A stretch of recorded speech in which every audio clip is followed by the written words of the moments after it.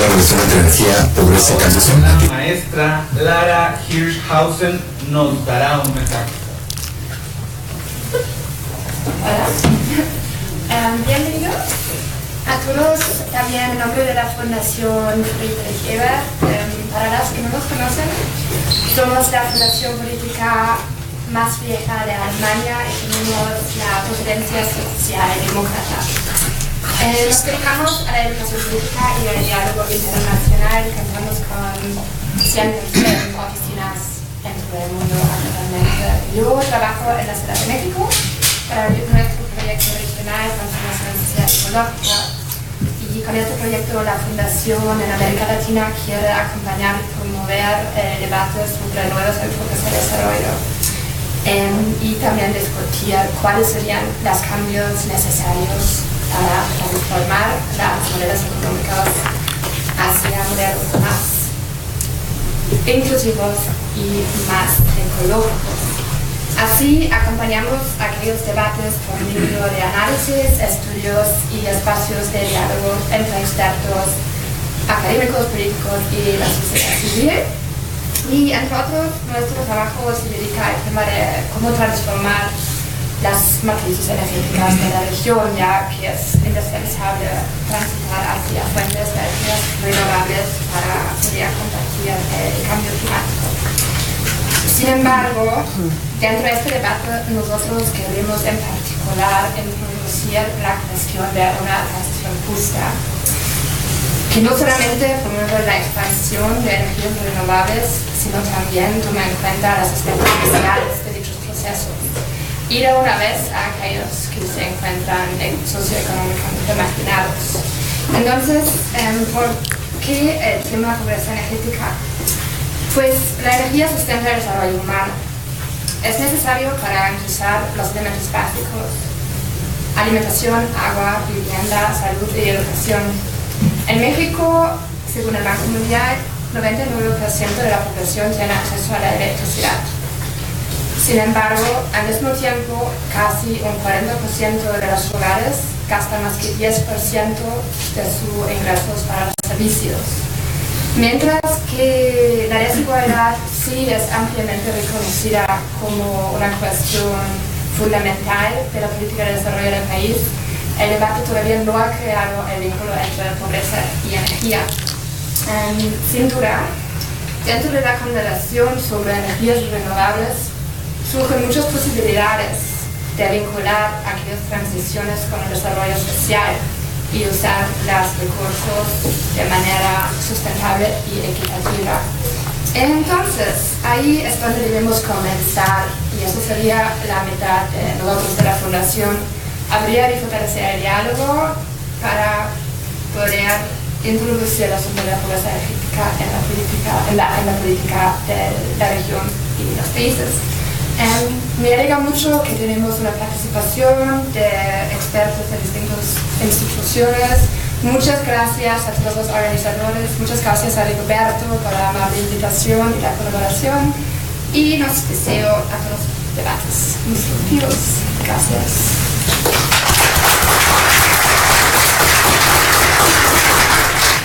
Para llevar a cabo el acto inaugural, la doctora Gabriela García llevará el acto.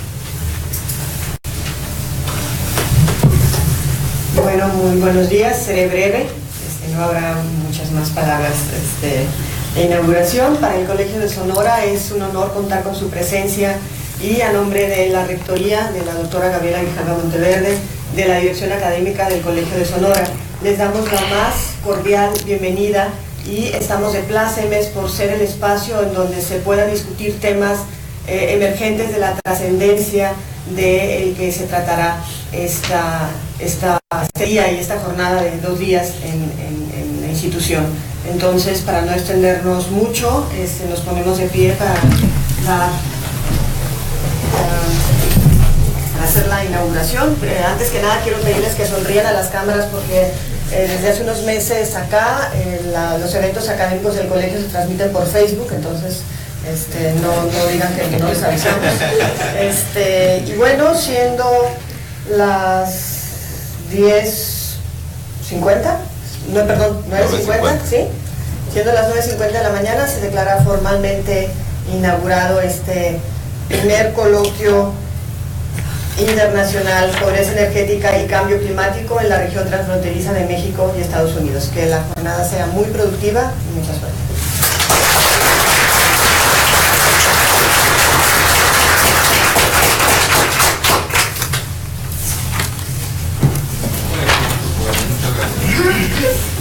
Muchas gracias,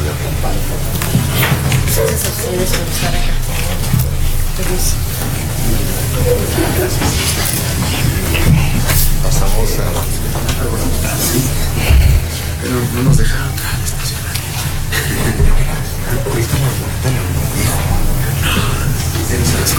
Bueno, para arrancar este magno evento, iniciaremos con el panel número 1, pobreza energética como línea de investigación.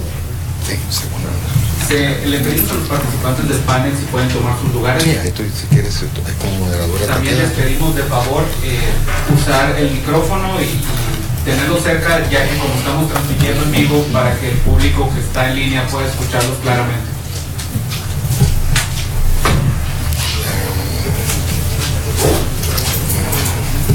Prudencio, si gustas aquí, ahorita van a... Hay una mesa. Sí.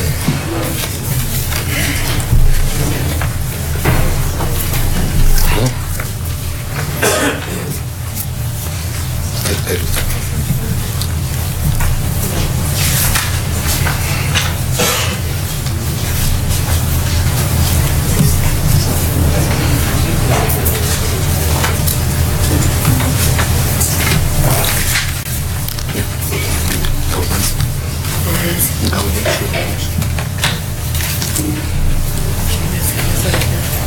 Gracias. Pues muy bien. Pues bienvenidos a todos de nuevo al primer panel con el tema de pobreza energética como línea de investigación. Estamos aquí en la mesa con el doctor Rigoberto García Ochoa del Colegio de la Frontera Norte, doctor Jordi Cravioto de la Universidad Rizomaican, doctor Álvaro Bracamonte del Colegio de Sonora y doctor Gaudencio Ramos del Instituto Nacional de Energías Limpias. Bienvenidos y gracias por su participación. Antes de empezar el panel, queremos mostrarles un breve video para introducir el tema de la pobreza energética.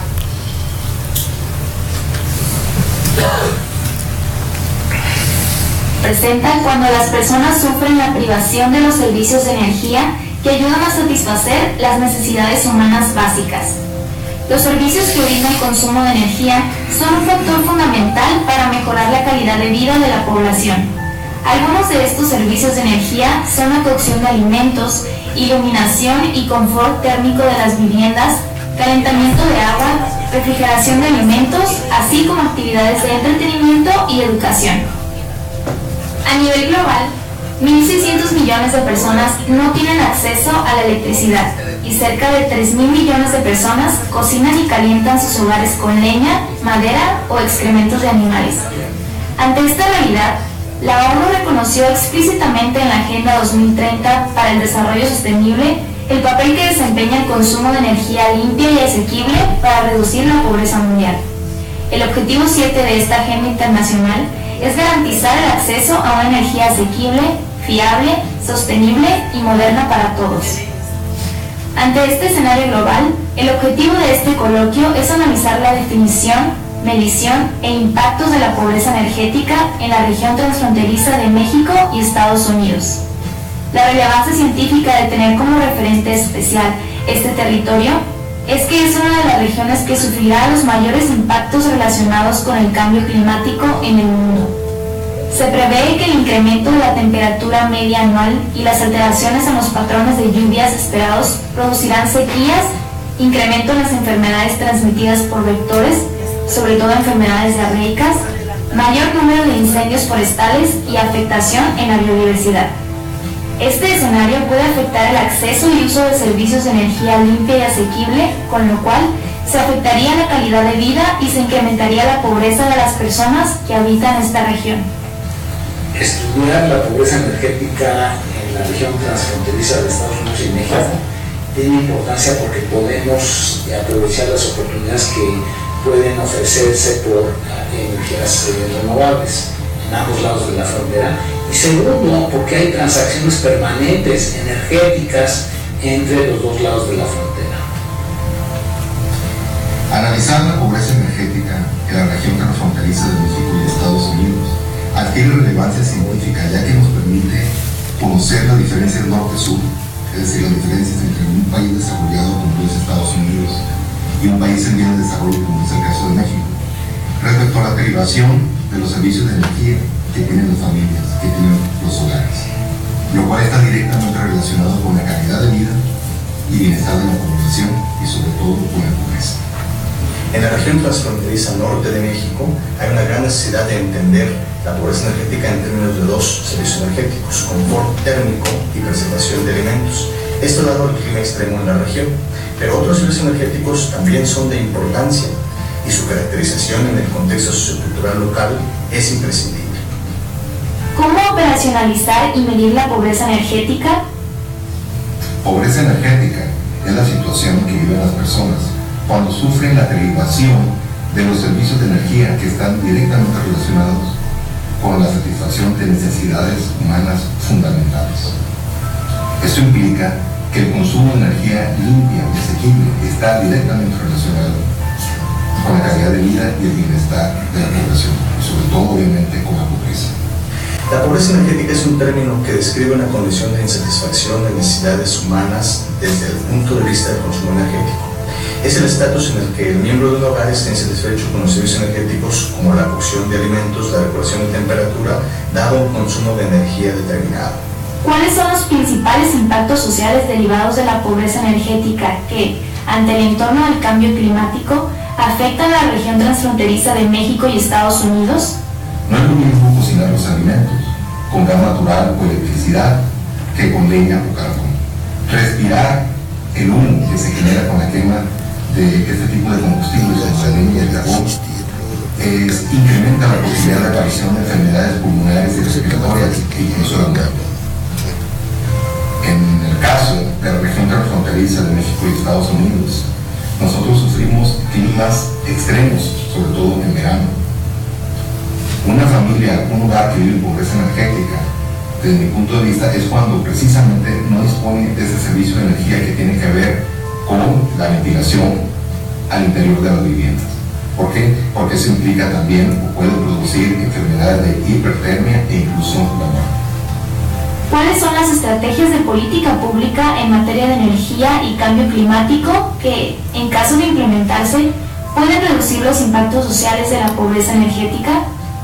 La pobreza energética es una problemática muy compleja que tiene su origen en diversas causas, por lo que las medidas que permitan su erradicación deberían tomarse desde diferentes ángulos con acciones a corto, mediano y largo plazo. Una de las acciones que puedan implementarse sería la rehabilitación energética de viviendas mediante programas de ayuda que permitan actuar de forma prioritaria hacia familias más vulnerables. Asimismo, que las autoridades generen normas que contribuyan a una mejora en la eficiencia energética de las edificaciones y propicien una sustitución de las energías tradicionales por fuentes renovables de energía. La realización de este coloquio representa un primer paso en la generación de conocimiento teórico y empírico de la pobreza energética en la región transfronteriza de México y Estados Unidos.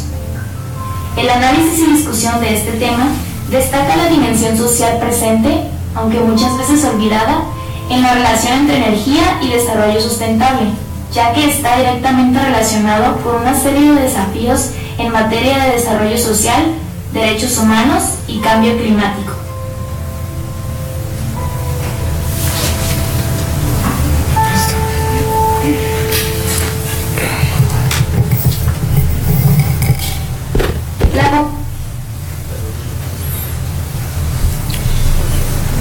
La pobreza energética Y propicia olvidada, el desarrollo social, derechos humanos y cambio climático.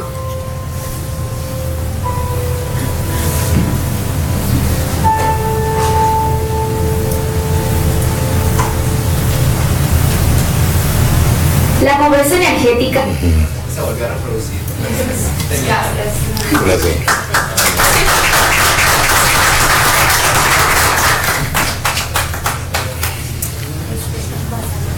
Muchas gracias. Para seguir con el coloquio, les quiero presentar las 3 preguntas fundamentales que vamos a buscar responder en este panel. ¿Cómo operacionalizar y medir la pobreza energética? ¿Cuáles son los principales impactos de la pobreza energética? ¿Y cuáles serían las principales estrategias de aplicación para combatir la pobreza energética? Entonces, para contestar la primera pregunta, debemos partir de una conceptualización de la pobreza energética. De ahí te pediría a ti, Rigoberto, que nos podrías explicar, por favor, qué es la pobreza energética y por qué analizarla en la región transfronteriza México y Estados Unidos. Sí, gracias, Lara. Bueno, lo primero que habría que decir en este sentido es que no existe una clara definición, una definición homogénea, digamos, del término pobreza energética. En términos generales, tanto en Europa como en México y en América Latina, se considera que la pobreza energética es cuando las personas sufren la privación de los servicios de energía que son necesarios para satisfacer las necesidades humanas. Podemos decir que en términos generales ese es el concepto que se maneja. Sin embargo, cómo operacionar la pobreza energética y cómo medirla es un debate abierto. No existe una sola definición. De hecho, existen muchas definiciones de pobreza energética. Esta variedad conceptual de la pobreza energética o pobreza energía tiene que ver, yo creo que si hacemos un intento de construcción del término y regresamos a sus orígenes, vemos cómo desde 1973, que estalla la primera crisis mundial del petróleo, el precio del barril del petróleo estaba en $3.50 en octubre del 1973, para diciembre estaban $12.50. Fue un incremento muy significativo. ¿Qué pasó con este incremento en el precio del barril del petróleo? Que muchas, obviamente, subieron el precio de los combustibles y muchas familias no podían pagar sobre todo el combustible para la calefacción de las viviendas, y la energía eléctrica, etc. Esto afectó de manera muy especial en el Reino Unido. Se empezaron a dar cuenta de que se incrementaban el número de enfermedades, sobre todo pulmonares, en los climas, sobre todo de invierno, los climas extremos que tienen allá en invierno, y se incrementó de manera muy importante el número de muertes. ¿Por qué? Porque no podían calentar sus viviendas. Entonces se empezó a manejar el término, la primera connotación era sobre todo pobreza de combustible, no tanto pobreza de energía. Y de hecho todavía en el Reino Unido se sigue manejando ese concepto de pobreza de combustible. Se convierte en un tema relativamente importante, tanto en el imaginario social como en los medios de comunicación, etcétera, y de las ciencias sociales se empieza a abordar esta temática, y se empezaron a proponer una serie de definiciones, pero sin ninguna estrategia conceptual y metodológica para poderla medir. No es hasta 1990 aproximadamente que la doctora Brenda Bowman en Inglaterra, en su tesis doctoral, trabaja el tema de pobreza energética y ella establece la definición que hasta hoy es la más conocida, que es cuando, según esta propuesta, cuando una familia gasta más del 10% de sus ingresos en el combustible necesario para la calefacción y para las necesidades básicas de la familia, vive en pobreza energética. Es decir, se estableció un umbral de pobreza energética. Esta definición inmediatamente fue cuestionada porque decían, bueno, ¿y por qué el 10%? Es decir, ¿de dónde sale ese umbral de 10%? Si nosotros pensamos todo lo que gastamos nosotros, sobre todo en esta zona, en aire acondicionado, una persona puede gastar más del 10% porque así lo quiere. Lo voy a decir en términos muy burdos, pero para tratar de entender esta crítica que se hizo a esta conceptualización, a esta propuesta de un umbral del 10% del ingreso. Es decir, pero hay familias que no viven en ninguna situación de pobreza energética y quieren gastar más porque quieren, digamos, vivir bien. Ellos consideran que una calefacción adecuada o un aire acondicionado que funcione todo el día en las viviendas satisface sus necesidades. Es decir, no necesariamente tenía que ver con un tema de privación.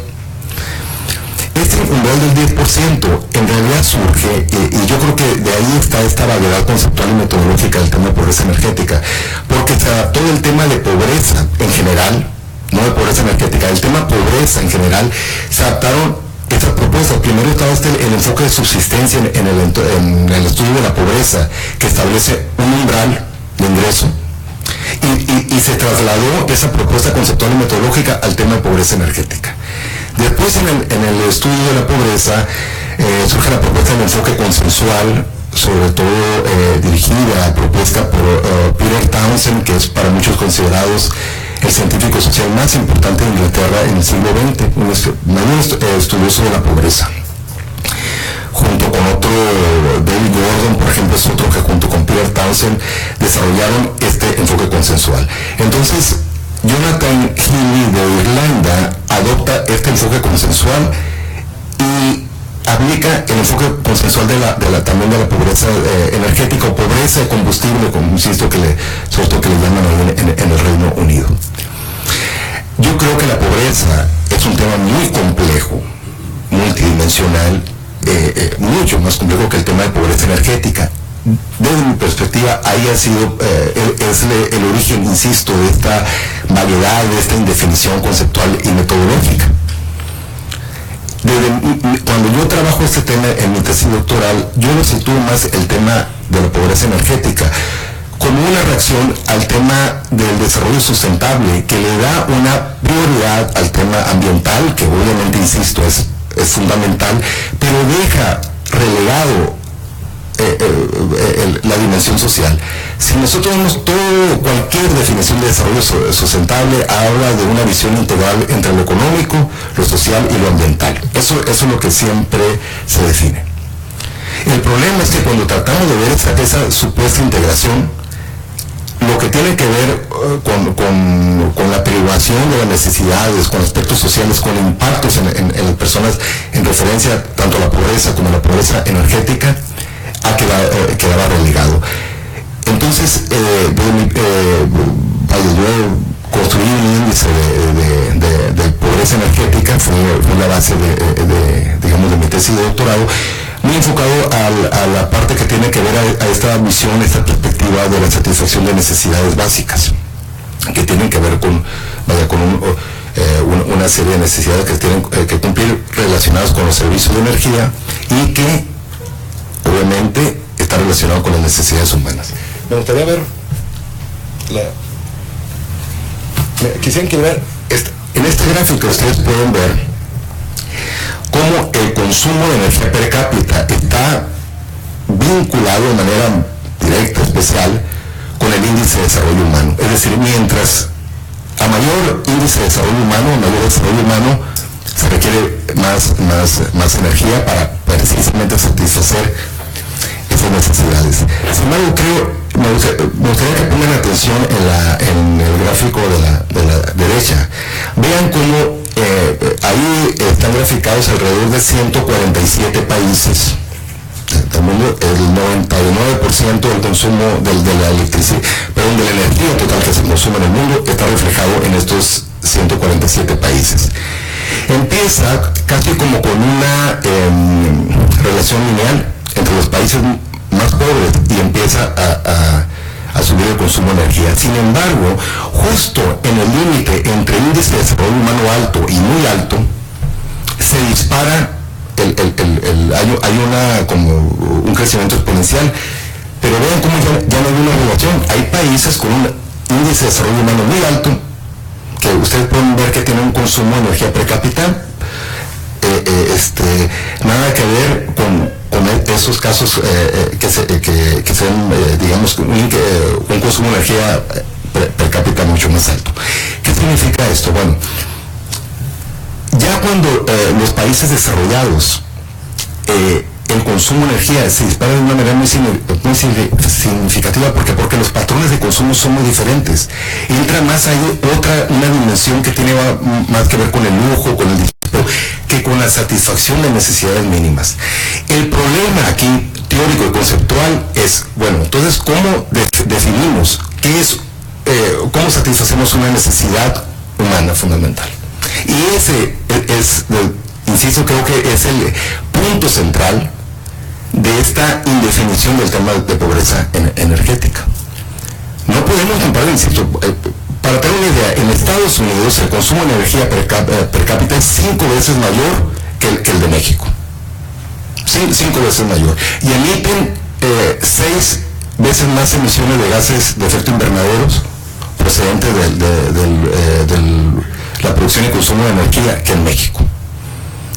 Eso nos implica una gran diferencia. Ahora, el grupo de aproximadamente 32 países más desarrollados producen casi la mitad del PIB mundial, generan el 47-48% de las emisiones energéticas. Cuando digo emisiones energéticas, tiene que ver, insisto, emisiones relacionadas con la producción y consumo de energía, pero vive solamente 13% de la población del mundo.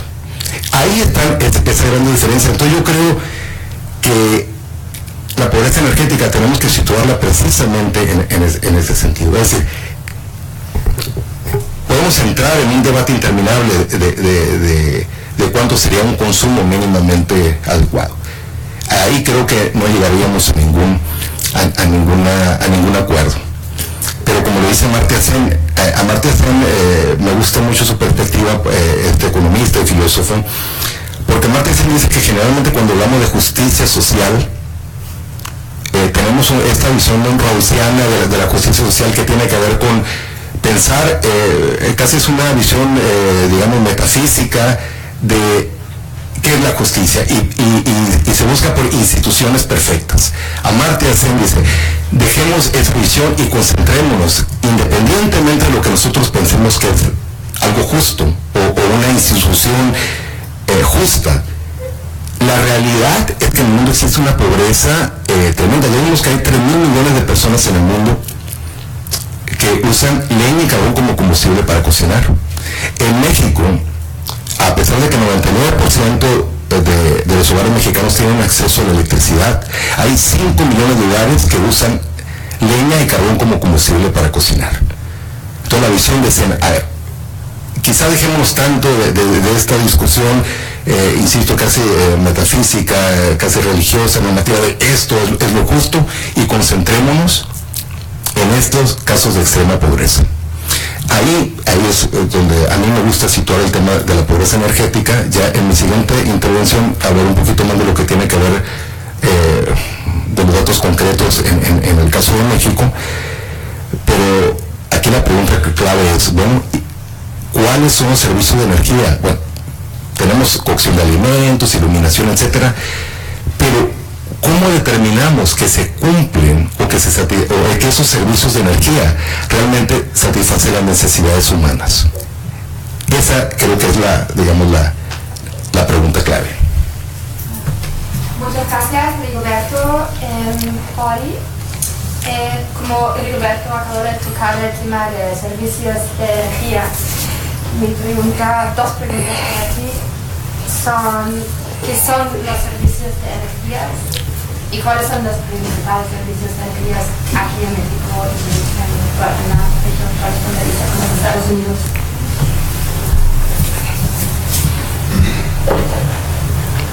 Bueno,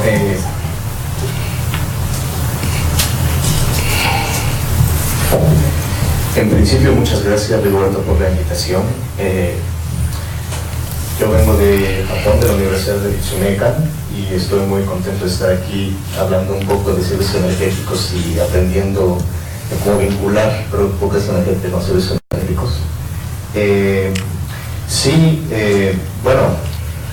Efectivamente, el concepto de servicios energéticos es un concepto que no está del todo definido. Este año se publicó en un artículo en una revista relativamente nueva de energía, se llama Energy Research and Social Science, y hay un artículo muy interesante de Michael Fell que habla de una revisión conceptual de servicios energéticos. En esta sesión, en esta plática que tenemos, quiero describir un poco los servicios energéticos desde el punto de vista de hogares.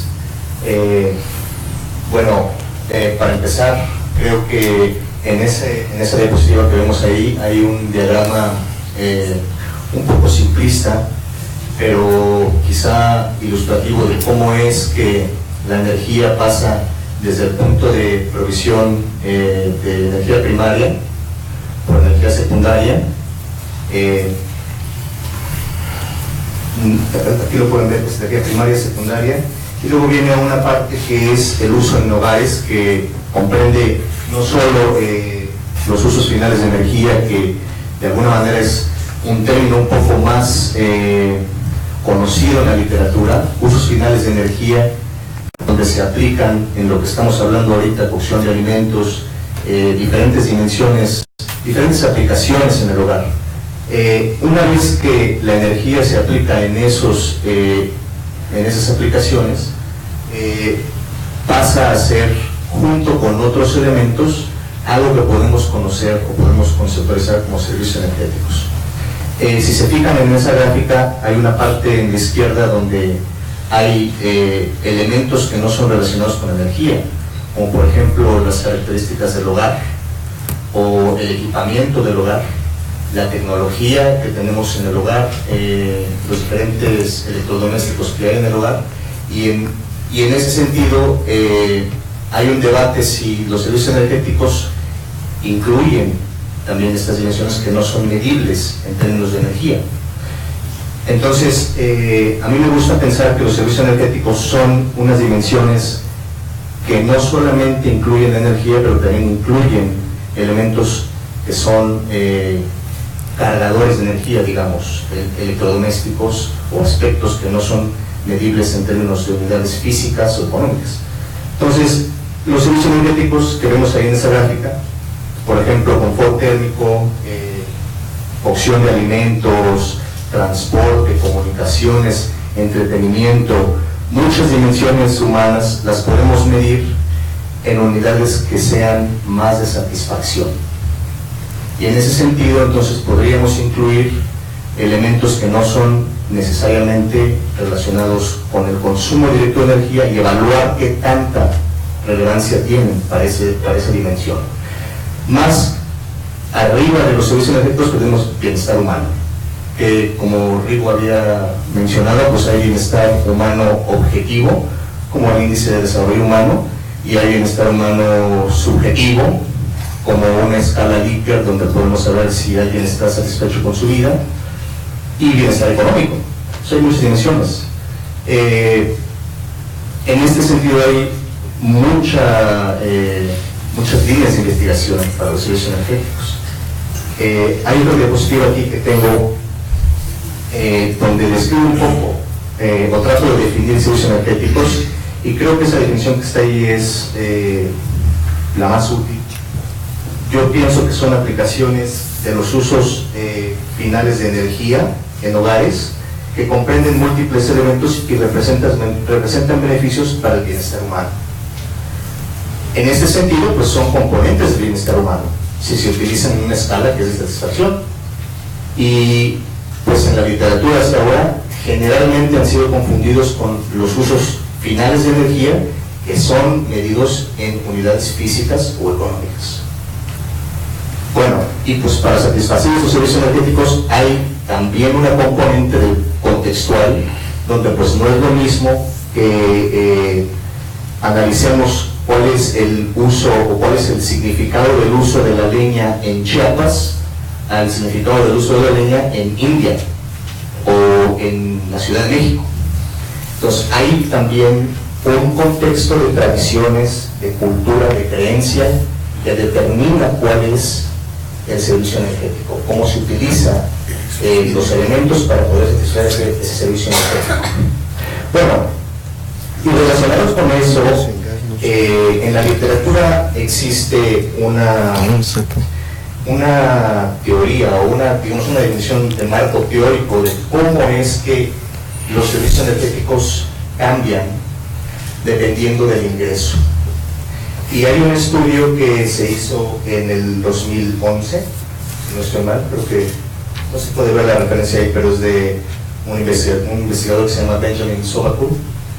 Y él propone que, o él estudia de diferentes, comúnmente estudio, que los servicios energéticos cambian dependiendo del ingreso. Entonces, básicamente, si tomamos, por ejemplo, un ingreso bajo de 200,000 pesos anuales, menor a 200,000 pesos anuales, encontramos en una muestra representativa que hay muchísimos combustibles usados en el hogar que satisfacen básicamente cocción y preservación de alimentos, regulación térmica, iluminación, transporte, comunicaciones, quizá entretenimiento, como los servicios energéticos básicos.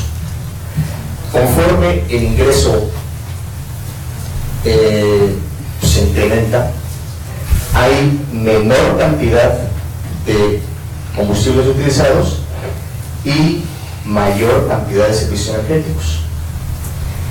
Y lo que Rigoberto estaba diciendo sobre las necesidades humanas, pues se puede ver aquí en esta tabla, en el punto, en esta sección de aquí, que dice la fuerza que impulsa el consumo de energía, es básicamente quizá la necesidad de la cual él habla, que es, en el caso de un ingreso básico o un ingreso bajo, la subsistencia, y pasando a un ingreso medio, conveniencia, confort, la limpieza, y en un ingreso mucho más alto, pues ya es señas sociales o consumo para llamar la atención, que hay en la literatura se conoce como el consumo conspicuo, ¿no?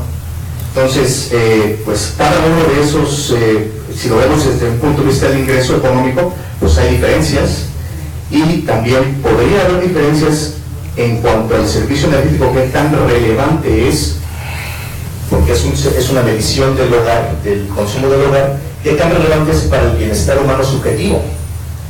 Entonces esta es una área que es un poco desconocida, o bastante desconocida, pero estudios preliminares pues sugieren que en un ingreso muy bajo, los servicios energéticos podrían estar más desvinculados con el bienestar subjetivo que en un ingreso medio, y subsecuentemente en un ingreso alto se empiezan a desvincular. Bueno, ahora, no quiero alargarme tanto, perdón, quiero solamente para finalizar hablar un poco del caso de Sonora. Bueno, no, esto no es mío, ¿no? Bueno, quiero hablar nada más de los servicios energéticos de la frontera norte. Creo que, como bien dice Rigoberto, los dos servicios energéticos más importantes son el confort térmico y la preservación de alimentos, dadas las características climáticas de la región. Pero yo creo que también otros servicios energéticos son muy relevantes, porque dado el ingreso de la zona, de la región, me parece que hay servicios energéticos muy relacionados con el bienestar humano, como el entretenimiento. Yo creo que muchas de las actividades se hacen dentro del hogar, y eso tiene un impacto grande en qué relación tiene con el bienestar humano. Obviamente, en términos de pobreza, pues tiene mucha relevancia analizar si esos servicios están en situación de pobreza o no. Entonces, es un tema que necesita mucha investigación. Muchas gracias. Muchas gracias, Fabi. Entonces, ahora quiero mudar a la segunda pregunta y lo voy a dirigir a Álvaro. ¿Cuáles son los principales impactos de la pobreza energética?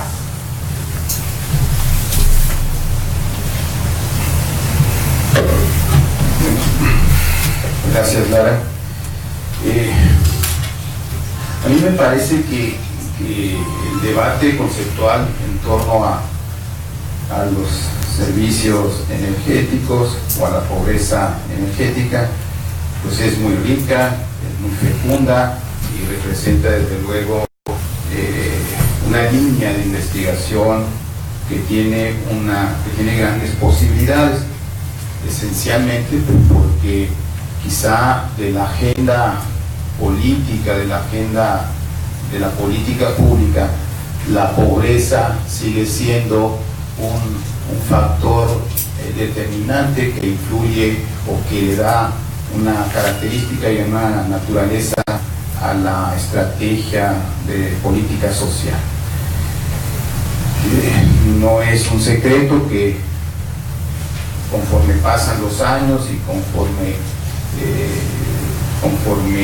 la política pública se enfoca a sectores específicos para atacar los índices de pobreza, y por más esfuerzos que se hagan al respecto, los pobres del país y los pobres de Sonora se mantienen sin cambio. ¿Sí? Es decir, si hacemos una especie de métrica de los múltiples programas, incluso muchos de ellos que se duplican y se multiplican, resulta que el combate o el número de pobres no se ha reducido significativamente. Probablemente, y esa es una hipótesis que yo tengo, es que sin esos programas quizá los pobres de México serían mucho mayor. Es decir, hay una estrategia de política social de combate a la pobreza focalizada, si quieren, a través de muchos programas como Prospera, Oportunidades o los que ustedes quieran. Si no hubieran existido esos programas, quizá el número de pobres o los millones de pobres del país y de Sonora se hubieran incrementado. No han bajado a pesar de estas estrategias, y no han bajado quizá también como hipótesis porque la economía no ha crecido. Para que los pobres, el número de pobres empiece a bajar sensiblemente, tenemos que actuar con esas dos pinzas, con política social focalizada, como se ha hecho me parece, pero también pensando en que abatir el número de pobres significa o implica que la economía empiece a crecer. Y si nosotros vemos cómo ha crecido la economía durante los últimos 30 años, pues prácticamente no ha crecido en términos reales. Y eso, a mi juicio, explica por qué el número de pobres no ha crecido. Quizá también porque el foco de la estrategia ha estado equivocado, y el foco de la estrategia de combate a la pobreza no ha contemplado justamente la dimensión que este coloquio tiene pensado, es decir, la pobreza energética. La pobreza energética como una pata, como un componente propiamente de la política social, de la política de combate a la pobreza. Y entonces creo yo que ahí está la relevancia de la dimensión, que esta estrategia se incluya propiamente en la política social, en la política de combate a la pobreza. Porque si no se tienen esos servicios energéticos, pues incurrir en la privación de los servicios que alude mucho a Amartya Sen, pues se van acentuando. Fundamentalmente, cuestiones que tienen que ver con salud, cuestiones que tienen que ver con enfermedades diarreicas, etcétera, etcétera, suponen que estas enfermedades pueden reducirse significativamente si es que se dispone de una estrategia clara, contundente, precisa, de proporcionar, de ofertar servicios de energía. Y evidentemente esto es lo que tenemos. Si no existen esta oferta de energía moderna, eficiente, digamos, no relacionada con modalidades de proporción de energía tradicionales como la quema de leña o quema de carbón, no, moderna en el sentido de que esta puede ser energía eléctrica y todavía más energía que sea producida a través de energías renovables o verdes. Entonces Sonora, por ejemplo, nomás para acabar pronto, Sonora aproximadamente 107,000 hogares sufren la privación de uno de los servicios que las metodologías que aquí nuestros compañeros han desarrollado, específicamente Rigo, esa metodología que permite establecer una métrica sobre los servicios energéticos, uno de ellos, que es quizá uno de los fundamentales, que es la opción de alimentos. 107,000 hogares del estado de Sonora sufren de esta privación. Sufrir esta privación supone, entre otras cosas,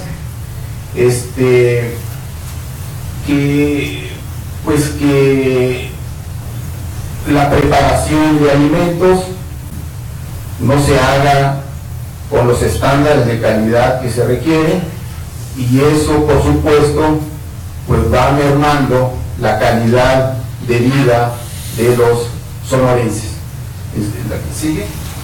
Luego, en términos de confort, que más o menos se ha definido en este panel, en términos de confort térmico, es decir, el servicio de refrigeración que en Sonora es importantísimo, poco más de 110,000 hogares no cuentan al menos con un ventilador por cada 3 personas que lo conforman. Y eso, desde luego, se dice rápido, pero representa, a mi juicio, el nivel, la calidad de vida de los sonorenses. Y nosotros deberíamos de estar pensando en esto. El desarrollo no se mide por los que corren más rápido, sino por los que caminan más lento. Si estos son los que caminan más lento, me parece que tenemos pasivos, tenemos una asignatura pendiente aquí que implica que si no combatimos estos resultados que se miden a través de los servicios energéticos, pues lejos vamos a decir que tenemos una trayectoria de prosperidad digna de llamar la atención. No la tenemos, pese a que muchas veces la historia oficial o las noticias oficiales ponen a Sonora en niveles de desarrollo por encima de la media nacional y por encima muchas veces de otros países considerados prósperos. En fin, me parece que este es punto interesante para la reflexión.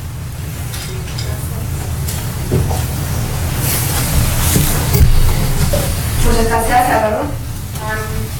Como ya nos plantearon los tres, la pobreza energética se manifiesta en los hogares, en el contexto de la vivienda. Entonces, mi siguiente pregunta a Lorenzo es: ¿cómo integrar los temas de pobreza, energía y sustentabilidad en el contexto del hogar?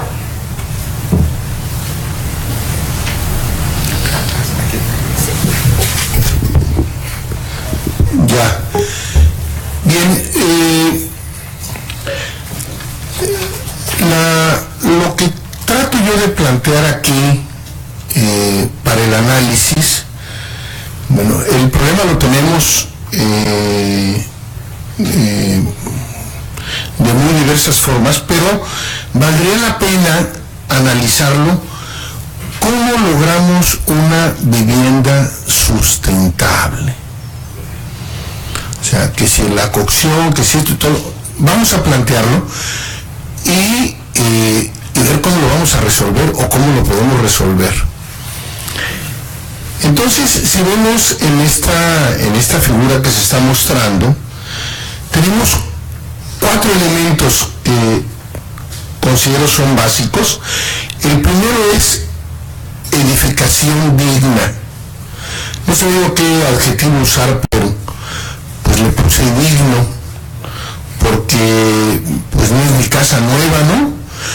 Mi casa aquí, una casa digna. Yo creo que está muy fuerte, pero bueno, pues creo que así debe de ser, ¿no?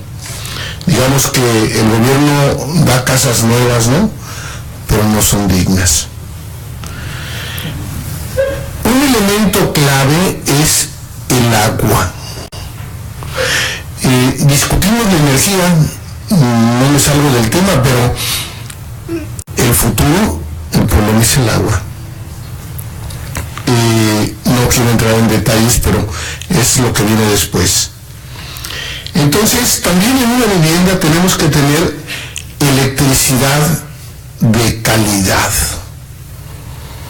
No queremos voltitos, no queremos energía que nos sirva, como alguien me decía hace muchos años, ponemos paneles fotovoltaicos en las comunidades aisladas para que hasta de noche se vean la cara de pobres. Y un cuarto punto, puse gas para cocción y calefacción. En realidad quise dejar algo en la diapositiva y no creo que sea gas la palabra, debería de ser energía. Y aquí entonces tendríamos que entrar a discutir cómo es que vamos a proveer el servicio de cocción y calefacción, porque eso sería, ¿no? Pero le puse gas por, pues, poner con qué lo pensamos hacer. Entonces yo creo que si queremos una vivienda sustentable, lo primero que tenemos que abocarnos a estos 4 aspectos. ¿Le pasa a la siguiente, por favor? La pregunta es, ¿se puede? ¿Es factible? ¿Cómo y cuánto cuesta? La siguiente, por favor. Ya. Regrésate al 2 antes, perdón. Ahí. Esa. Esa nos había faltado. Mira, el primer punto cuando hablamos de vivienda sustentable, y aquí lo que traté de hacer es poner los 6 puntos que comenta Rigo en su propuesta, en la propuesta de CONACYT, y entonces vemos qué elementos para este contexto de una vivienda sustentable se están abordando en el estudio, ¿no? Por un lado tenemos la parte de iluminación y entretenimiento, que entran dentro de la parte de electricidad. Yo creo que es un tema bastante cubierto. La parte de calentamiento de agua, como punto 3 que tiene Rigo, y la parte de cocción de alimentos están en este de gas para cocción y calefacción. El punto 5, refrigeración de alimentos, pues está en la parte de electricidad. El 6, confort térmico de la vivienda, es edificación digna. Bueno, ya estos temas así son, pero creo que el agua es algo que se debe de alguna forma de incluir. Yo haré algún comentario más adelante y, como decía Rigo muy atinadamente, bueno, esto es una mesa para una parte inicial, y bueno, creo que pues los que participamos aquí trataremos pues daremos más cosas a lo mejor de las planteadas originalmente, y yo creo que el tema del agua es algo que pues cuando menos yo trataré, ¿no? Ojalá y algunos de ustedes también que participan pudieran empujar en ese sentido para incluirlo dentro de los del trabajo que se va a hacer aquí. Bien, eso sería, bueno, y luego ya está lo que comenté, se puede, es factible, cuánto cuesta, más adelante lo comentaremos. Muchas gracias, Mauricio. Entonces ahora llegamos a la segunda ronda y mi primera pregunta es para Rigoberto, porque para analizar a mayor profundidad los impactos de la pobreza energética, obviamente necesitamos unos datos duros. Entonces, por favor, si nos podría... Sí, gracias, Lara. Por favor, Eric, regrésate. Más. Ahí. No, la siguiente. Ahí. Sí, gracias, Lara. Bueno, aquí voy a presentar unos datos que, digamos, replicar la metodología que yo he desarrollado para medir la pobreza energética. Quisiera regresar solamente con comentar de manera muy breve lo que les comentaba en mi primera intervención con este debate teórico y conceptual. Es decir, ¿cuándo se satisface realmente una necesidad humana? ¿No? Hay un dato muy importante que tiene que ver con el nivel o la característica de las privaciones y las necesidades. ¿Son absolutas, se mantienen constantes en el tiempo y en el espacio, o son relativas? Los primeros estudiosos de la pobreza, sobre todo Simon Rowntree, que finales del siglo XIX y todo lo que fue el principio del siglo XX, él fue el estudioso del tema de pobreza en general, menciona que las necesidades eran absolutas. Peter Townsend dice, no, las necesidades cambian en función de la necesidad de la persona. Hay un cambio que tiene que ver con la cultura, con los estilos de vida, etcétera. Amartya Sen dice, no, hay un núcleo de esas necesidades que permanece constante, que es absoluto, que se relaciona también con una parte relativa, concepto que no termina por definirlo Amartya Sen muy bien. Yo tomo digamos los supuestos o la propuesta de McNeff, que me parece muy fundamental, porque McNeff dice, si no definimos qué son necesidades, entramos en un problema epistemológico, es decir, ¿cómo vamos nosotros a generar conocimiento si ni tan siquiera definimos lo que son las necesidades? McNeff dice que las necesidades son absolutas, que lo que cambia es cómo los satisfactores, cómo se satisfacen esas necesidades. Es decir, las necesidades para nosotros como seres humanos es la supervivencia, el confort, etcétera, una serie de necesidades. Pero cómo se satisfacen esas necesidades, eso es precisamente lo que cambia en el tiempo y en el espacio. No voy a hablar más porque tenemos dedicarle muchísimo tiempo a todo este debate, pero con estas ideas ustedes pueden ver estos resultados que tienen que ver con la pobreza energética en estos cuadros, tanto a nivel nacional en México como en el caso de Sonora. Permítanme porque mi vista ya falla bastante, pero aquí tengo en mi celular los datos. Usted puede ver como a nivel nacional 36.7% de los hogares, es decir, poco más de 11 millones de hogares en México, sufren alguna de la privación de al menos uno de estos servicios de energía, que tiene que ver con iluminación, entretenimiento, calentamiento de agua, cocción de alimentos, refrigeración eficiente y confort térmico. En Sonora es el 31.2%, es decir, es menos en porcentaje relativo de Sonora. Pueden ver ustedes como en la iluminación solamente el 2.2% en México y el 1.6% en Sonora sufren este nivel de privación.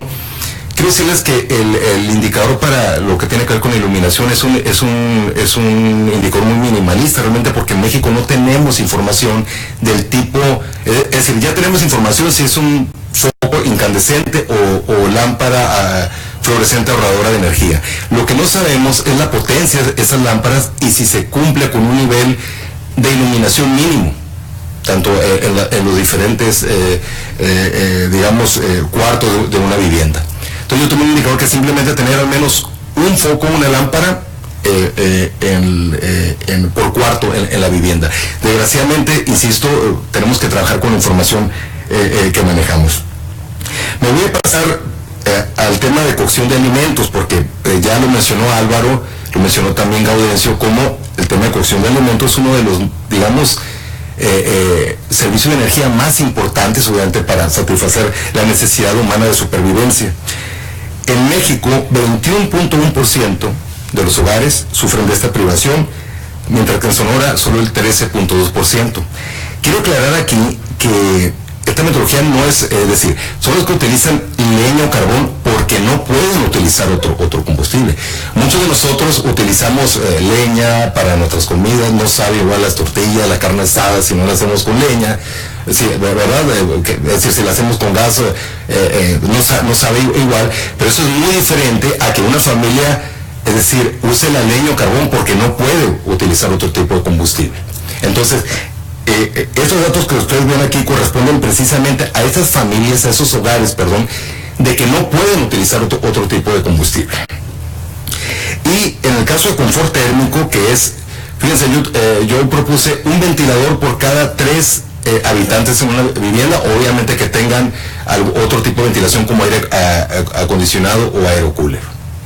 En el caso de Hermosillo y en el caso de Sonora en general, tener un ventilador por cada 3 personas, obviamente no, creo que no es digamos, el umbral adecuado para medir si sufre la privación o no de ese servicio de energía.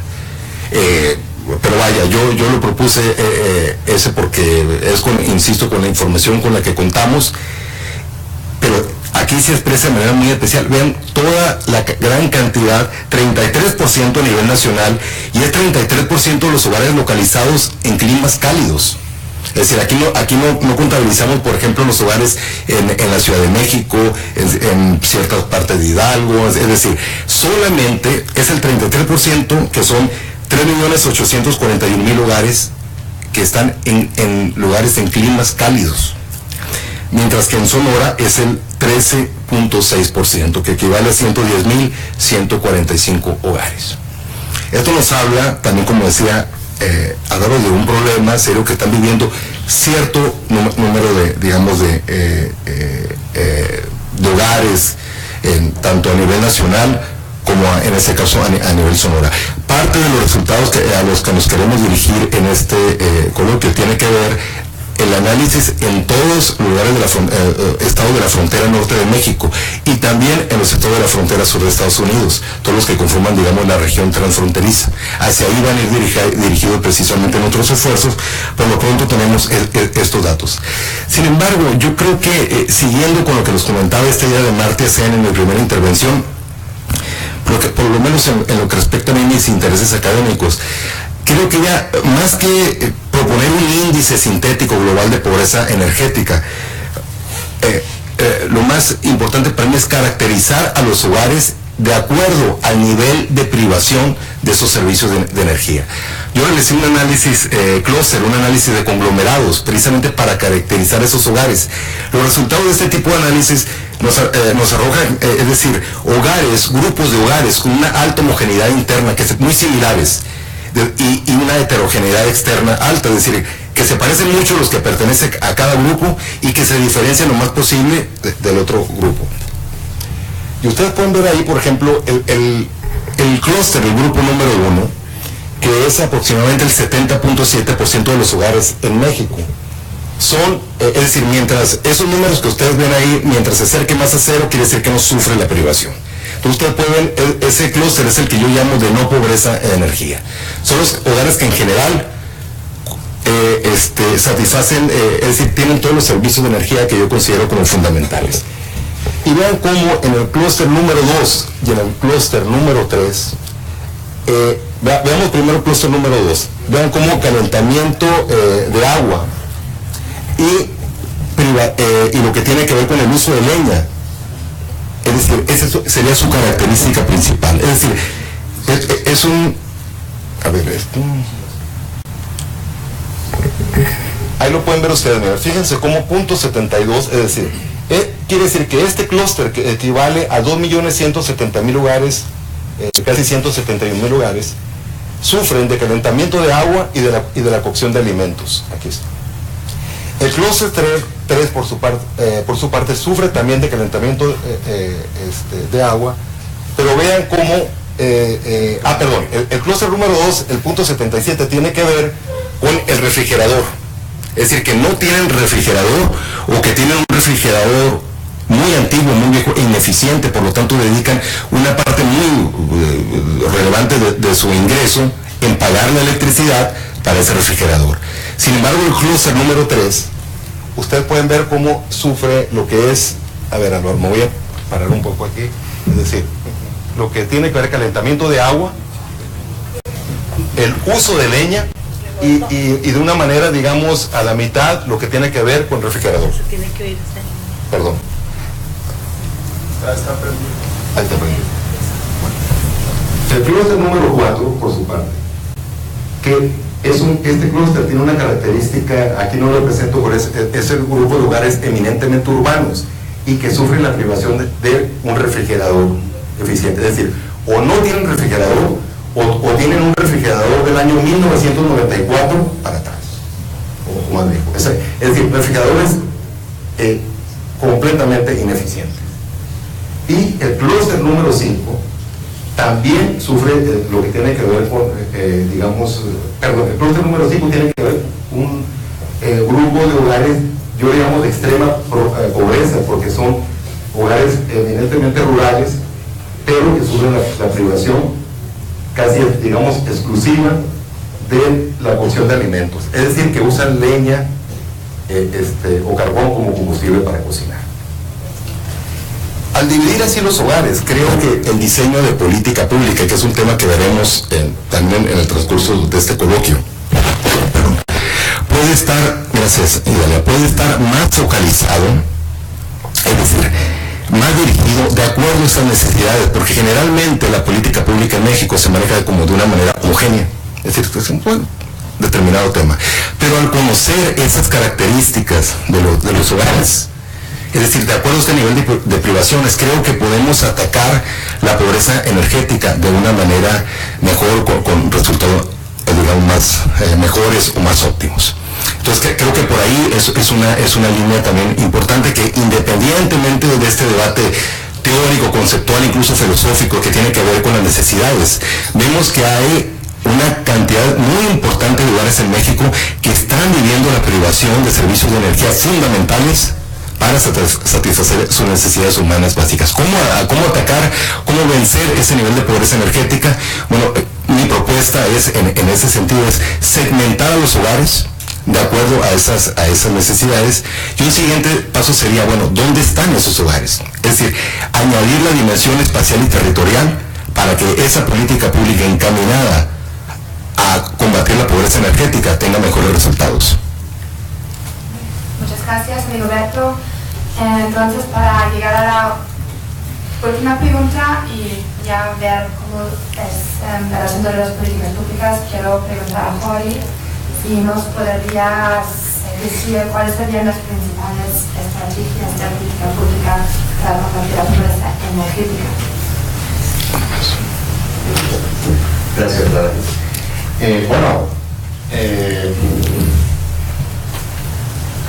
Ciertamente hay que segmentar hogares y hay que saber dónde están, hay que tratar de obtener más información, detallar un poco más cuáles son las condiciones en las que están estos hogares.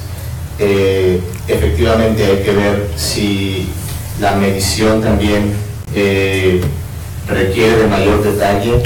Es un tema, yo creo que hay muchas preguntas aquí para ver si con la información que tenemos ahora podemos convencer de alguna manera a las autoridades o a los agentes involucrados de que diseñen políticas o estrategias para mitigar la pobreza energética.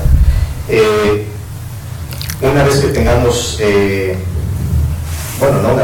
yo creo que desde ahora se pueden empezar a trazar líneas o estrategias para la mitigación, y yo veo que desde el punto de vista de política pues hay básicamente tres opciones.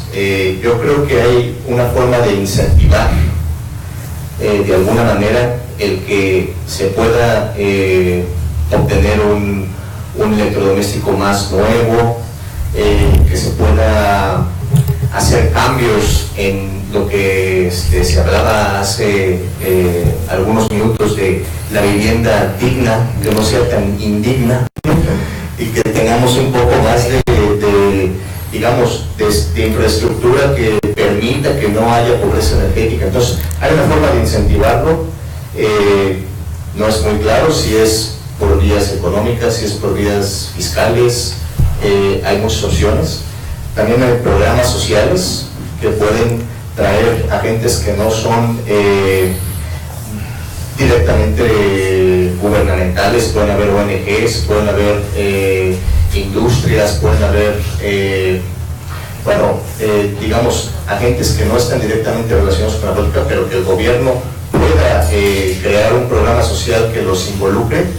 Y también pueden haber obligaciones, pueden haber regulaciones de alguna manera para que pues la construcción de vivienda sea más sustentable, que también los electrodomésticos sean más eficientes, que de alguna manera los proveedores de insumos para satisfacer el servicio energético sean más sustentables, y sean sustentables por una regulación del gobierno, ¿no? Entonces yo veo esas tres opciones. Obviamente, si hablamos de tratar de detallar más la pobreza, pues hay que contextualizar y hay que saber si en verdad el uso de la leña es un uso precario, es relacionado con la pobreza o no, qué significado tiene el uso de la leña para ciertas comunidades, ¿no? También hay comunidades que simplemente pues no le ven ningún valor a utilizar un ventilador, ¿no? Entonces eso hay que tratar de entenderlo también, hay que tratar de entender si el contexto determina la situación en la que están o es realmente un problema económico. Creo que no hay que tener una visión de colonización cultural, hay que entender las multiculturas que tenemos en el país y hay que entender a detalle cuál es el significado del uso de diferentes recursos para el servicio energético en el hogar. Y a partir de ahí entonces podemos pensar en cómo tratar de diseñar política, cómo tratar de involucrar a los agentes y que sea un México sustentable, pero también un México que preserve su identidad. Y bueno, hablando de la región transfronteriza, creo que hemos omitido mucho hablar de Estados Unidos, porque creo que también hay una diferencia grande entre el contexto norteamericano y el contexto mexicano, a pesar de que están tan cerca. Entonces hay que analizar cuál es la diferencia digamos, en este contexto cultural y si tiene significado o no adoptar el uso extensivo de aire acondicionado, el cambio en el transporte, comunicaciones de alta tecnología, no lo sé, muchas preguntas. Bueno. Muy bien, gracias. Álvaro, quizás tú ya nos podrías contar de unos principales ejemplos de políticas públicas a nivel global que se han implementado para combatir la pobreza energética. Esa pregunta se la voy a dejar a Rigo, que es el empresario. Yo me centraré a eso. Rigo comentaba, yo también hay que ubicar a esos hogares para diseñar quizá la política focalizada, así como se hace la política de combate a la pobreza más focalizada, pues de determinar a esos hogares. Me parece muy adecuado esto. Yo creo que junto con eso o antes de eso quizá deberíamos hacer análisis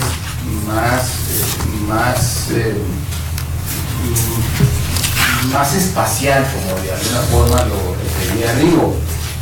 ¿Qué quiero decir? Digamos, la metodología de Rigo establece esos servicios energéticos y los mide a nivel estatal, ¿sí? Pero cuando lo hace a nivel nacional, para hacer la comparación con Sonora,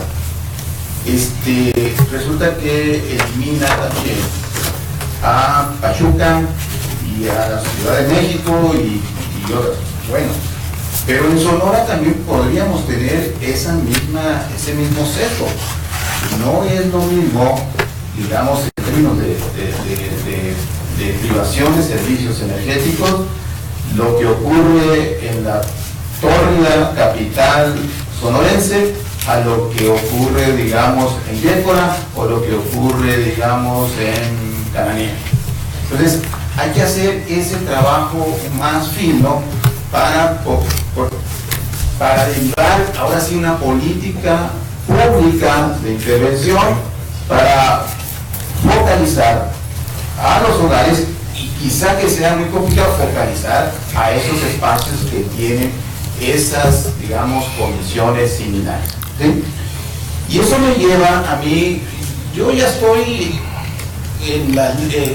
con la otra pregunta además, porque se nos está yendo el tiempo, y entonces yo diría, las líneas de investigación que me parecen quizá tengan esta posibilidad es justamente hacer ese trabajo, y ya si lo vemos a nivel transfronterizo, hacer esa comparación de la ciudad de Hermosillo o de Caborca o de otros lugares más o menos con estos ambientes climáticos muy feos pero que nos tienen enamorados, es hacer ese análisis a ese nivel y hacer la comparación transnacional o transfronteriza, con, digamos, Phoenix, Casagrande o quizá Tucson, ¿sí? Entonces, hacer eso ya te permitiría establecer métricas mucho más interesantes, porque como es subjetivo, mucho de la medición puede ser subjetivo, entonces quizá ese grado de sesgo o de desviación pudiera reducirse si el marco de análisis, el objeto de análisis es por lo menos intuitivamente comparable, porque lo otro podría generar algunas desviaciones cuyos resultados quizá deriven en una política pública un tanto distorsionada, porque le vas a dar apoyos a los que no lo necesitan. Y entonces aquí lo que se requiere para no incurrir en los mismos problemas en los que se incurre en la política de combate a la pobreza en general es porque apenas recientemente se ha focalizado la población objeto de intervención, apenas, pero ya pasaron cientos de años, bueno, no cierto, décadas en los cuales no se hacía ese análisis y se aplicaba la política de apoyo, ¿sí?, de subsidios, sin hacer ese mínimo análisis para que los ricos no recibieran apoyos o subsidios cuando no lo necesitaban, y curiosamente ocurre en el país que los ricos siempre se aprovechan de los subsidios que el Estado proporciona. ¿Por qué? Porque no se hace ese análisis de diferenciación. Gracias.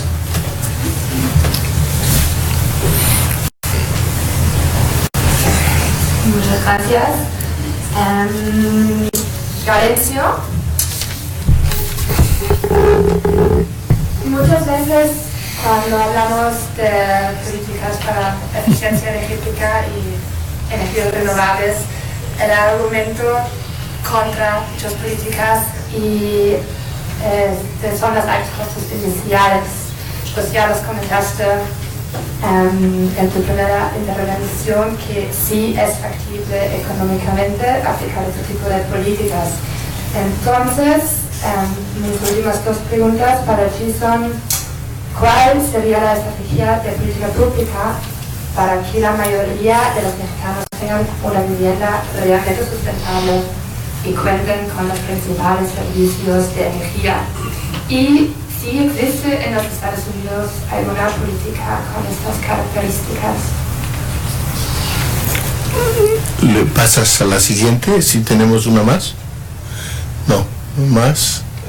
Aquí está. Mira, hay dos aspectos muy importantes.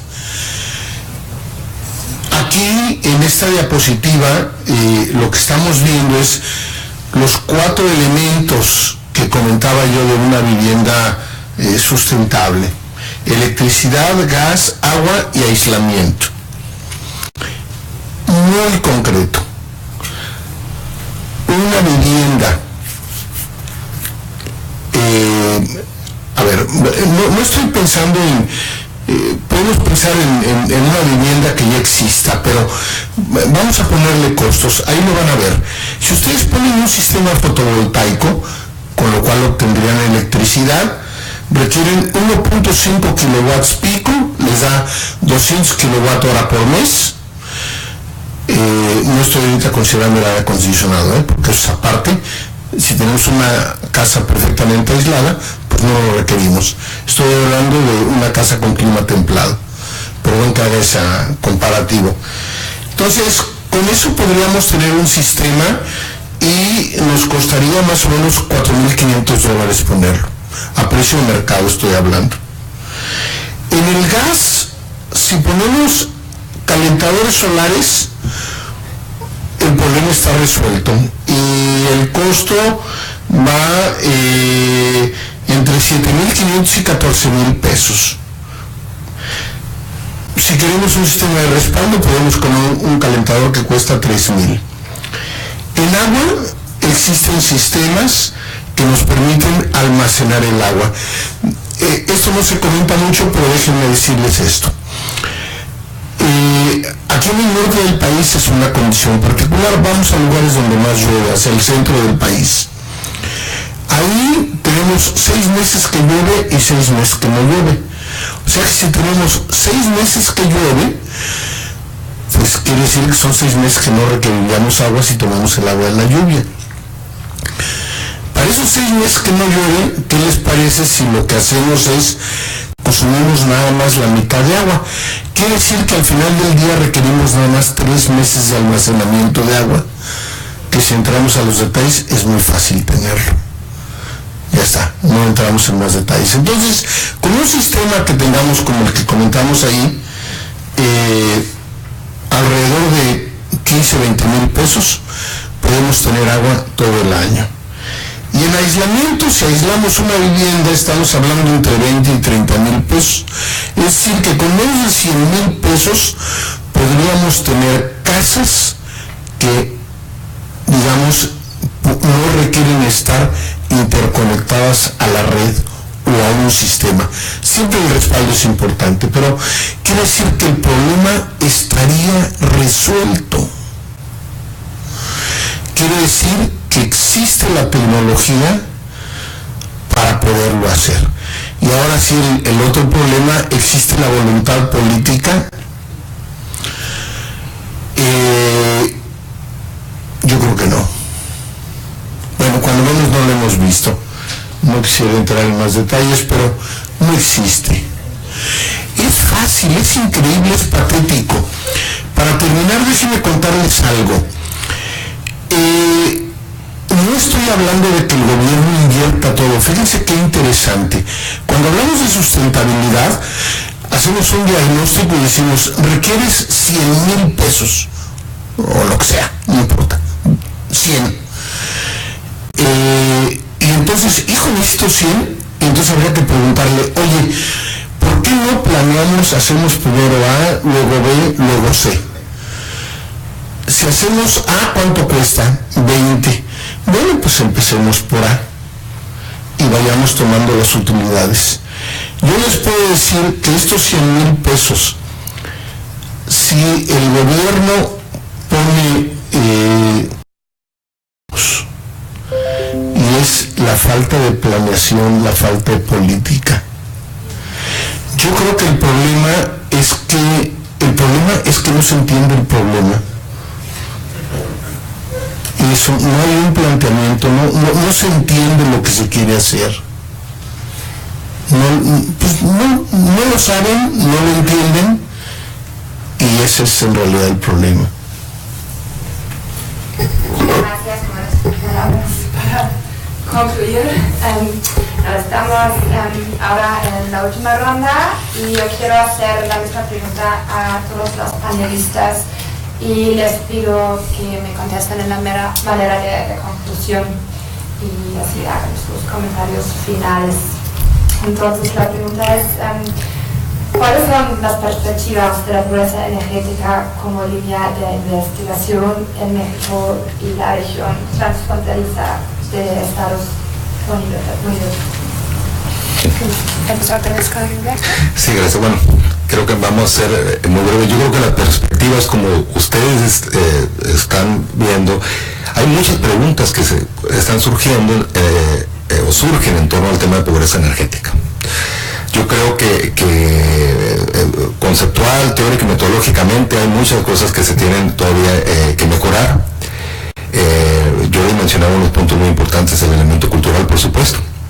El elemento cultural es muy importante. Solamente me quería aclarar que no es solamente que usen leña, es decir, hay gente, por ejemplo, una familia, y sobre todo eso se da en los grupos indígenas, que usan leña pero que tengan la chimenea para que no respiren el humo, es cuando no tienen esa chimenea es cuando se considera precisamente en pobreza energética, ¿no?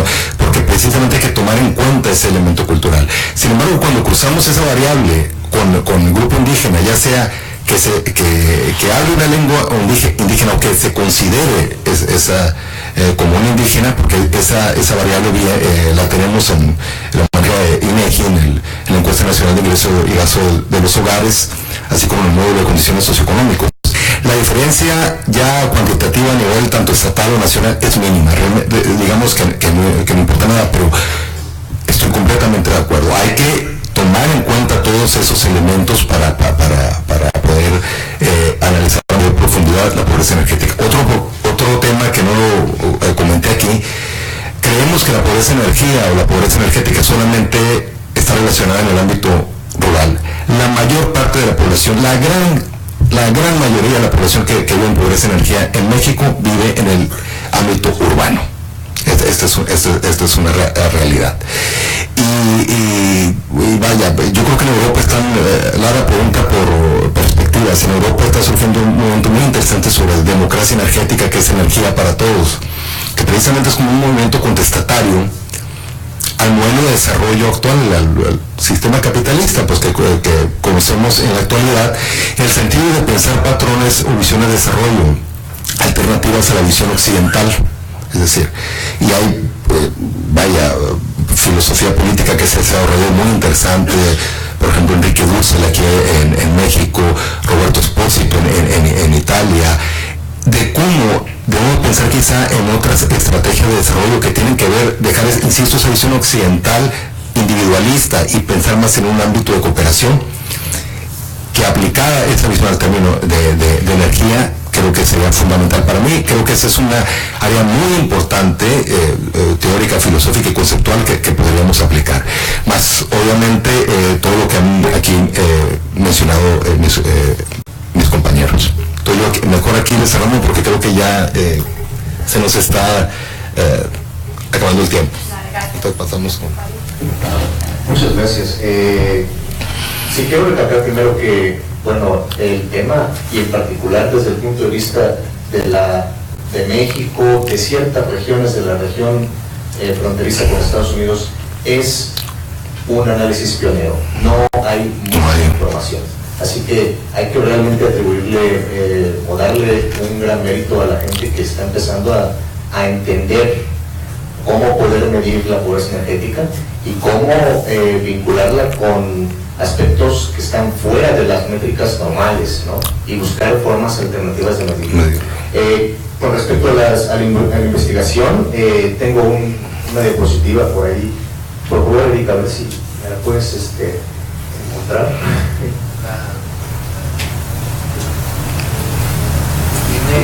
Más atrás. Esa. Gracias. Bueno, la primera parte fue no le hagan caso, esta parte es una parte de consecuencias. Esta es la parte que es la más relevante. Creo que hay que caracterizar primero servicios de energía en el contexto sociocultural local, ese es algo fundamental. Después, particularmente en la región fronteriza de México y Estados Unidos, dado el clima extremo, hay que medir la pobreza energética en los dos servicios energéticos básicos, confort térmico y preservación de alimentos, y entenderla en ese contexto, con variables culturales. Y hay que estudiar otros servicios energéticos y su importancia en la medición de la pobreza. Y finalmente, pues, bueno, si tenemos información en estos puntos, creo que ya podremos pensar en diseñar estrategias para mitigar la pobreza energética de hogares en esta zona. Muchas gracias.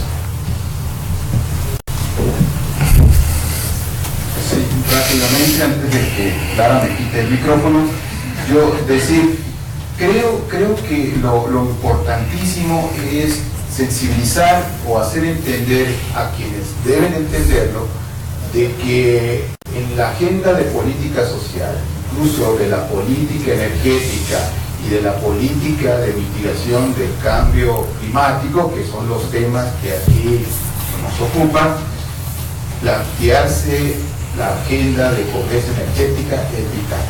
Si eso lo podemos hacer, y creo que eso existe grandes oportunidades, este evento y los que se deriven de esto, pues serán quizá el antecedente más importante para que la política o la pobreza energética se convierta ya en un actor, en un protagonista, en un argumento de la fórmula del combate a estos tres elementos que yo platicaba. Y yo creo que esto llegó más o menos para quedarse, porque como aquí ya se ha dicho, en el objetivo 7 de la Agenda 2030 del Desarrollo Sostenible de las Naciones Unidas, nos dice, objetivo 7, garantizar el acceso a una energía asequible, fiable, sostenible y moderna para todos. Esto nos impone una agenda, como decía Rigo, una agenda de discusión conceptual. Hay que generar quizá la teoría para la medición que permita hacer análisis comparables, ¿sí? Porque eso aquí en el detalle está el diablo, pues. Entonces hay que generar los detalles específicos para generar la política correcta. Y en materia de investigación, seguramente muchos de nosotros que apenas estamos con titubeos incursionando en esta línea de investigación, pues seguramente será riquísima, fecunda y con resultados muy prometedores para todos. Muchas gracias. Sí, pasas por favor más adelante. Más todavía, más. Ahí. Bueno, en este caso coincido totalmente. Yo creo que es qué es lo que podemos hacer. Yo creo que hay tres temas que son claves. Uno es cuál es el costo de las energías, y aquí digo cuánto cuesta la electricidad, cuánto el gas, cuáles son los verdaderos costos, cuánto cuestan las tecnologías que nos permitan alcanzar la sustentabilidad, y luego cuáles son las alternativas para implementarlo. Como comentaba yo hace un rato, la verdad es de que es factible.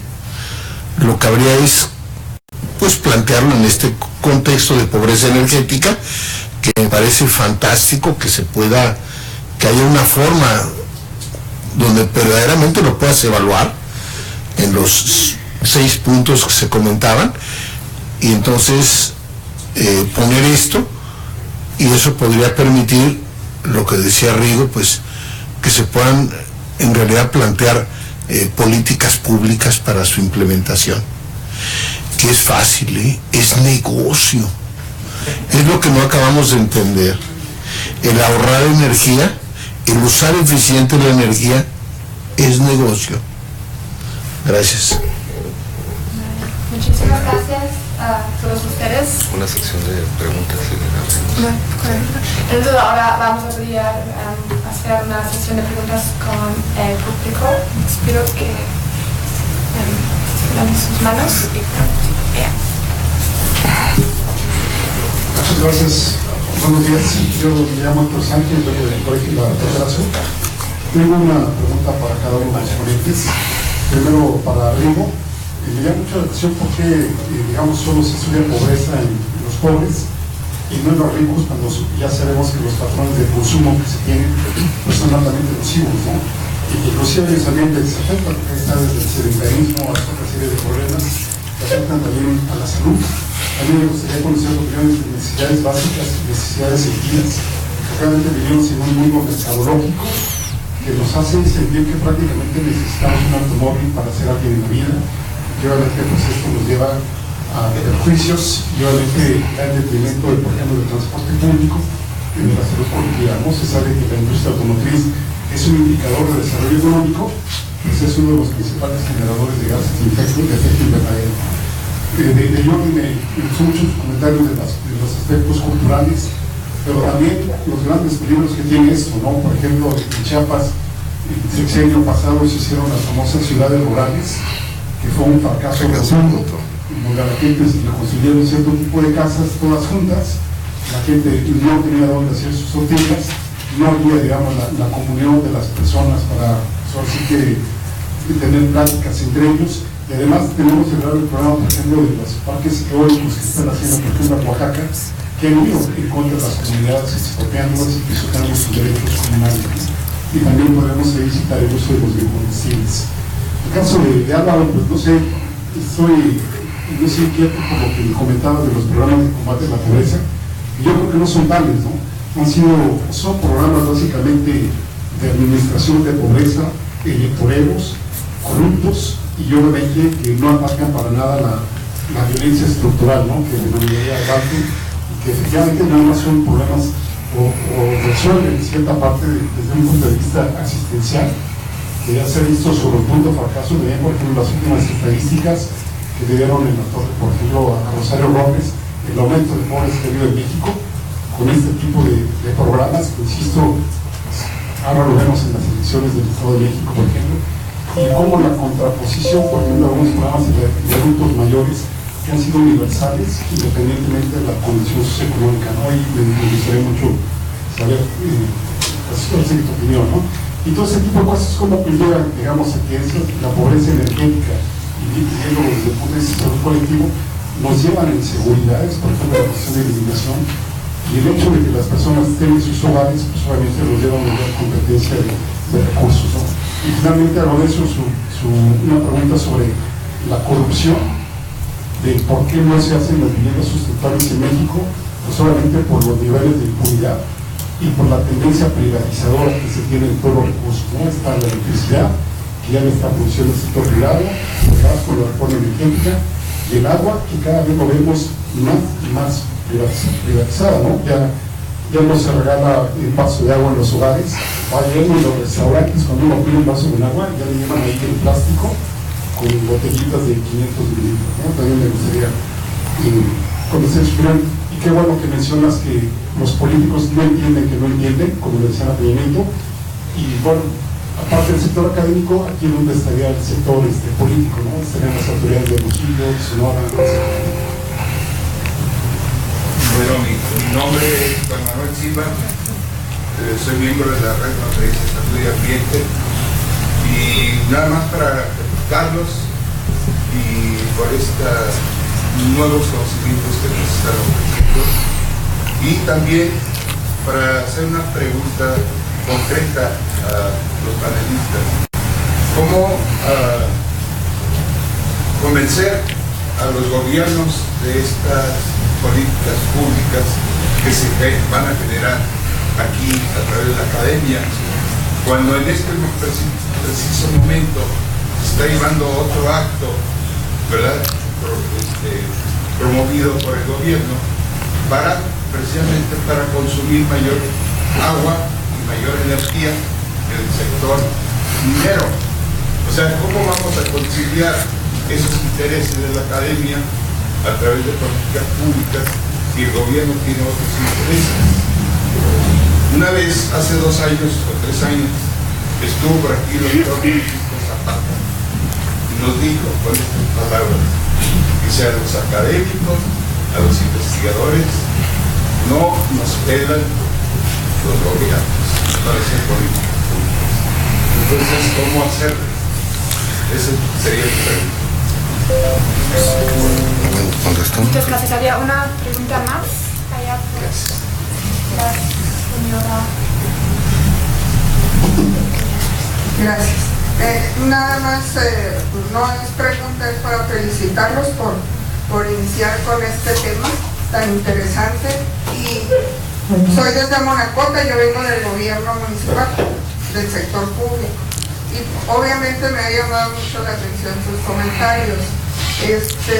Y efectivamente el gobierno no sabe. Por eso es que no define las políticas por los rumbos que debemos de ir.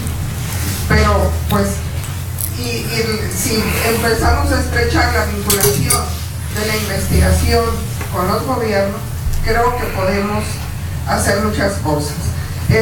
Ahorita hay una oportunidad, yo aquí se refería a la falta de regulaciones, hay una oportunidad a nivel nacional, hay una nueva ley general de asentamientos humanos, de ordenamiento territorial y desarrollo urbano, y toca mucho el tema de eficiencia energética, de vivienda digna, que siempre ha estado en la Constitución, la vivienda digna, de los riesgos. Entonces yo creo que ahorita hay una oportunidad para ir sembrando al menos los términos, para irnos familiarizando los gobiernos, para de ahí definir y que se deciden en programas específicos. En Hermosillo, si hay una investigación ya focalizada sobre Hermosillo, podemos iniciar con algo para transitar, iniciar con ello, ¿no? Estamos elaborando ahorita la regulación municipal. Es momento para ir manejando estos términos, ¿no? Para que se vayan familiarizando las autoridades. Entonces, los felicito y vamos a estar en contacto. Rigo ya hemos estado trabajando en otros puntos, pero les comento que hay buenas oportunidades ahorita en el tema, a nivel nacional. Gracias. Bueno, muchas gracias. Entonces voy a dar la palabra a cada uno de ustedes para responder las preguntas, ya que está terminando. Sí, rápidamente yo diría, no es que huya a tu pregunta, pero fíjate que las tecnologías alternas hacen que ya no dependamos de un suministrador, man. Ya está. Ya no vamos a requerir. Tú generando con un sistema fotovoltaico puedes tener toda la electricidad que quieras en tu casa, puedes tener calefacción, lo que te falte, aire acondicionado, puedes tener cocción de alimentos. Haces una vivienda sustentable y está dado. Si ya no requieres en realidad ninguna cuestión de política en ese sentido. Es una parte muy interesante porque a lo mejor si vemos todas las guerras, el punto neurálgico ha sido la energía. Entonces el valor está en la energía, ¿no? Sí, bueno, de alguna manera voy a responder porque creo que está un poco ligado a lo que dice Héctor. Bueno, Héctor planteó, la pregunta de Héctor era casi como una mesa adicional, ¿no?, para discutir, hizo como 6 preguntas. Entonces, mira, Héctor, yo creo que este asunto de hasta dónde es una necesidad forzada, lo voy a llamar. Es decir, en este sistema en el que vivimos, obviamente, el sistema capitalista, el proceso de la acumulación de capital, y se están inventando como necesidades.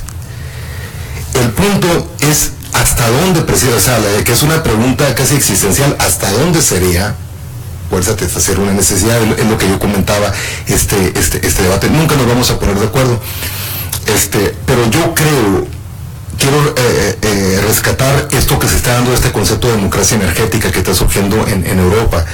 ¿Por qué? Porque eso creo que sí es una visión que está cuestionando la visión occidental de desarrollo y que está dejando hasta cierto punto lado toda esta visión. Si lo trasladamos incluso a la ciencia, como cualquier otro ámbito, esta visión ya sea baconiana, newtoniana, cartesiana, de lo que tiene que ser la generación de conocimiento. Y digo esto para tratar de contestar un poco lo que decía la pregunta de Juan Manuel. Yo creo que también la academia y el conocimiento se presta a las mismas estructuras de poder. Yo no soy cartesiano, yo soy más, digamos, espinosista. Creo en ese tipo de racionalismo más monista y de más cooperación. Esa visión, ese concepto de democracia energética creo que nos puede ayudar a distinguir con mayor claridad lo que es una necesidad, digamos, y lo que es un lujo. ¿Cómo hacerle, Juan Manuel? Bueno, mira, Juan Manuel, yo ya ni tan siquiera me planteo convencer a los sectores, digamos, políticos. Yo creo que uno tiene que, de la academia general, el conocimiento, tratar de presionar, pero si nosotros no nos etiquetemos como académicos, etcétera, como sociedad civil en su conjunto, si no presionamos, esto, digamos, nunca va a cambiar. Yo estoy convencido en que hace falta que se diluyan un poco más esos nodos de poder, esas estructuras de poder, y una participación realmente más democrática, más participativa, perdón este pleonasmo, de la sociedad civil. Creo yo que esa es la única manera de poder cambiar, de pensar en otro estilo de desarrollo, y de que efectivamente se pueden implementar políticas públicas que atiendan a las necesidades de la mayor parte de la población y no solamente de unos cuantos. El tema de pobreza energética, al final de cuentas, es una manifestación de la pobreza. Y sabemos ya cuáles son las realidades de la pobreza y de la desigualdad que tenemos, no solamente en México, sino en el mundo en general, hasta en los mismos países desarrollados. Todo lo que ha salido con Trump, con el Brexit, etcétera, es una manifestación clara de que la inequidad también se está manifestando en el norte, no solamente en nosotros. Ya dependerá de nosotros como sociedad que podamos poder vencer o contrarrestar estos efectos. Bueno, muchas gracias por los comentarios y la pregunta, Héctor. Yo creo que el asunto de las ciudades rurales y el hecho de que la gente no tiene dónde hacer las tortillas, los parques eólicos, tampoco no consideraron la perspectiva de la gente, o el uso de biocombustibles que está creando una alza en los precios de maíz y muchísimos otros efectos que tiene, es en realidad un reflejo de la poca información que tienen sobre el contexto local del uso de los servicios energéticos o de los elementos que crean el servicio energético. Si la gente en Chiapas quiere hacer las tortillas en un comal y le sirve para calentar su hogar, hay que entenderlo, hay que primero entenderlo y hay que entonces diseñar política con base en eso o considerarlo en la política. Y eso es precisamente lo que está sucediendo. No hay la información adecuada para poder diseñar la política pública. Ahora, por otro lado, no me gusta tampoco ver en blanco y negro al diseño de política ni a los agentes que están diseñando política, porque pues hay gente que tiene desconocimiento de lo que sucede en la academia, hay gente que tiene desconocimiento del material que está saliendo día a día, y es difícil ponerse al tanto y diseñar programas. Claro, también hay intereses de por medio en el diseño de políticas, entonces hay que tener una visión más colorida de qué es lo que está sucediendo en el gobierno, ¿no? Como nos decía por allá, no pude escuchar su nombre, la señorita del último, pues efectivamente no tienen información al respecto, no saben qué es lo que está sucediendo, ¿no? Hay entonces, regresando a la pregunta de Juan Manuel Silva, nosotros en esta trinchera de generar información, creo que tenemos la responsabilidad primero de crear canales de información para el gobierno y también para la sociedad civil. Esa es la forma de convencer al gobierno, ¿no? Y yo creo que, por ejemplo, este foro, a pesar de que somos muy pocos ahora, pues hay gente que puede llevarse un mensaje, ¿no? Y hay gente que pues viene de fuera, puede estar viniendo de fuera y quiere acceder a información que existe, ¿no? Entonces, nosotros tenemos la responsabilidad de crear información que pueda ser accesible y crear una conciencia en la sociedad civil, de alguna forma, con información que sea accesible para la gente, ¿no? Sí. Bueno, gracias. Lo que me preguntabas, entonces, mi opinión sobre la política social, yo creo que desde tiempos inmemoriales existe la tentación de desvirtuar por los políticos la política social.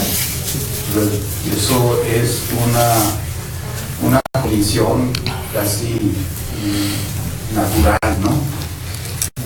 A propósito de eso, entiendo también que no hay que hacer tabla rasa, pues. Creo que hay agencia, hay capacidad de agencia tanto de los organismos sociales beneficiados con la política social como la academia que propone cosas.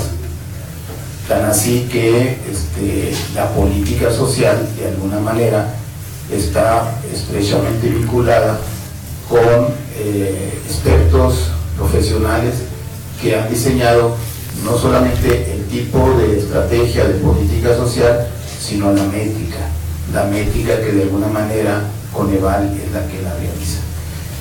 Que se desvirtúa, sí, que el caso que mencionas es ejemplar y patético, sí, y que además las estructuras políticas corrompen a los espacios ciudadanos vigilantes y supervisores de esas políticas, sí, estoy de acuerdo, pero también estoy convencido de que participar en ellas es quizá la única oportunidad de incidir desde adentro en la manera en que se ejerce la política social, a fin de reducir estas mecánicas centenarias de desvirtuar lo que en el papel me parece que es muy bueno.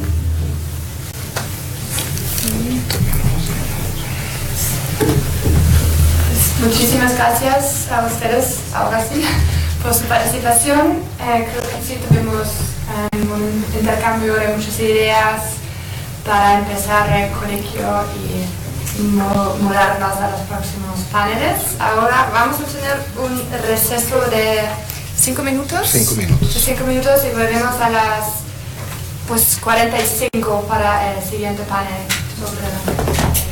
Hay que entregar el reconocimiento.